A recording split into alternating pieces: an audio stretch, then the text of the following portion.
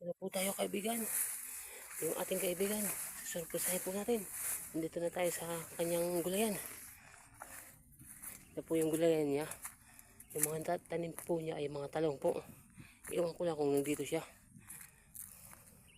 Swerte natin kung nandito. Kausap natin. So kung wala, sayang kung wala. Hindi tayo makakahingi ng gulay.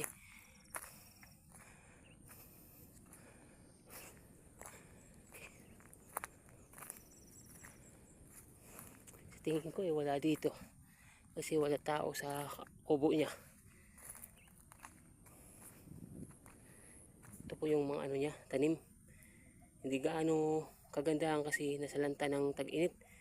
Wala kasi siya ditong ilog na pinagkukunan ng tubig para madiligan. Kaya hindi gaano kagandahan yung mga tanim niya. Pero kahit pa paano nakaka-harvest din siya. Nakakabenta, makakabili-bili lang ng bigas. Kasi yung gulay, mayroon naman siyang gulay. Yung bigas na lang. Puntahan natin na yung kubo niya.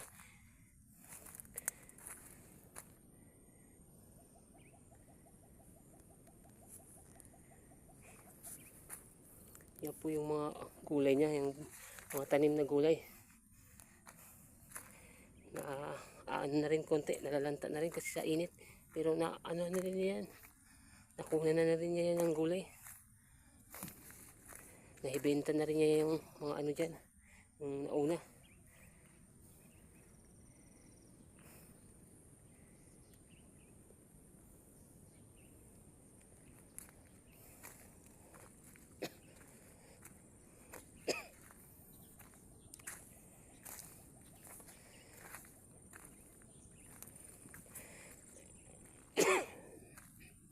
Ito yung ano niya. Ito yung bahay niya. Bahay niya. Wala kasi siya dito. Dito muna tayo kasi malamig dito.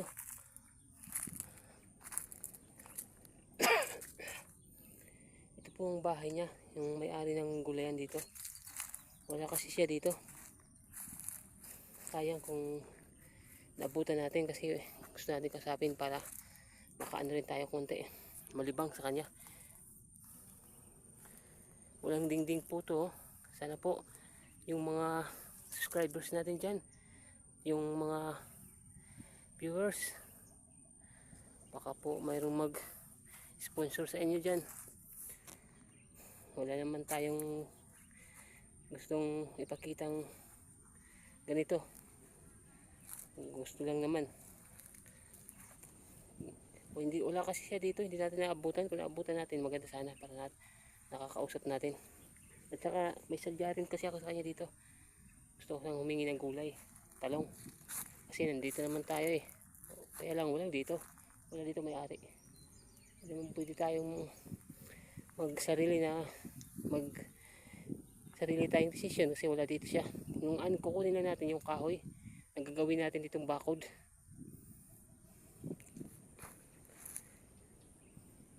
Sayang talaga kung nandito siya.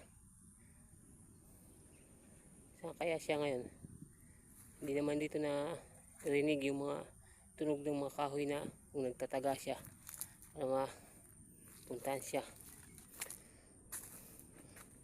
Sakto sana yung kubo niya dito. Kung magandang kubo lang, kahit may dingding lang.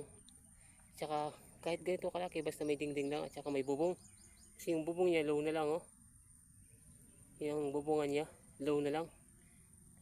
Isang hagip lang ng bagyo dyan. Kahit habagat, kaya ilipad na yan.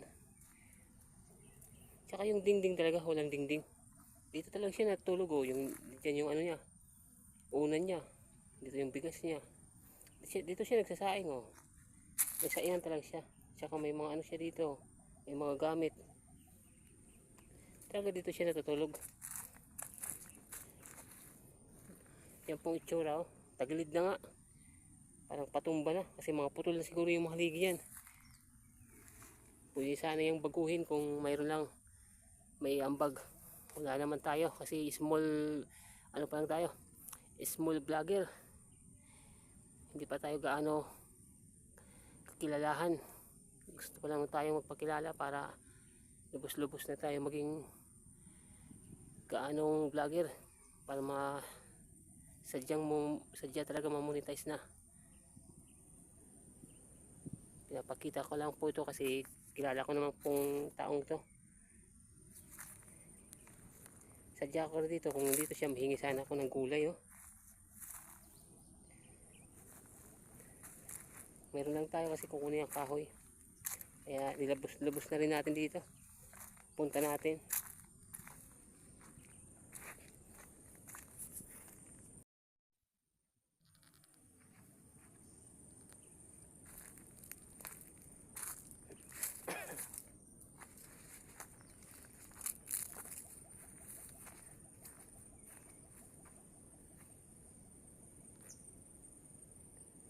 Ito yung itsura. Mainit po. Mag-alas 5 lang pero mainit pa rin. Baba po tayo na. Naghanap na po tayo ng kahoy. Pwede natin makuha.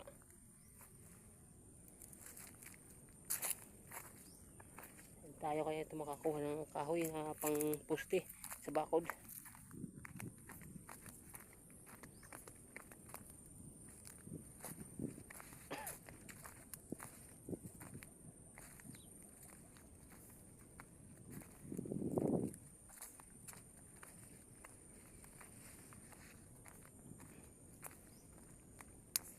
Marami pa rin tong bunga. Kung ma-harvest po ito, marami pa rin yan. Kikita pa rin ang halaga ng pera.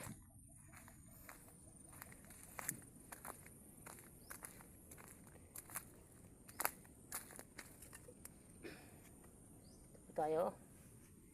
Meron po tayo ditong talong. Ito po.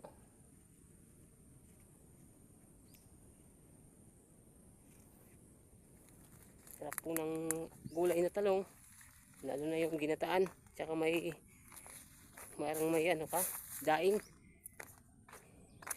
sahog yung daing, yung isdang mga malaking ginagawang pangdaing.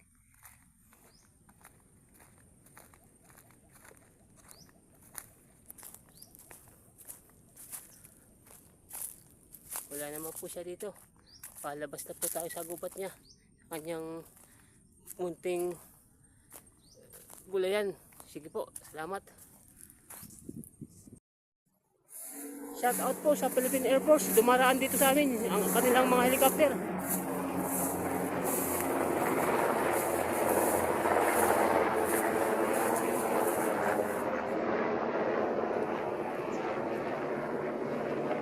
Mayroon po mga Philippine Air Force na dumaan. Nandun po sila Dumaan po rito yung mga helicopter ng Philippine Air Force.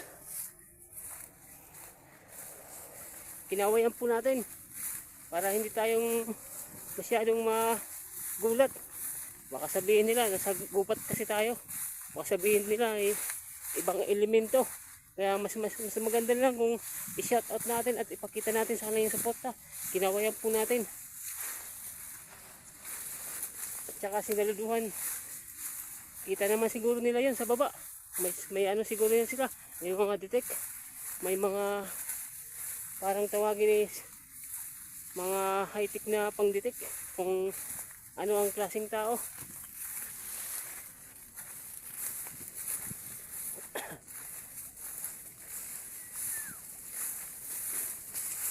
Salamat sa Philippine Air Force.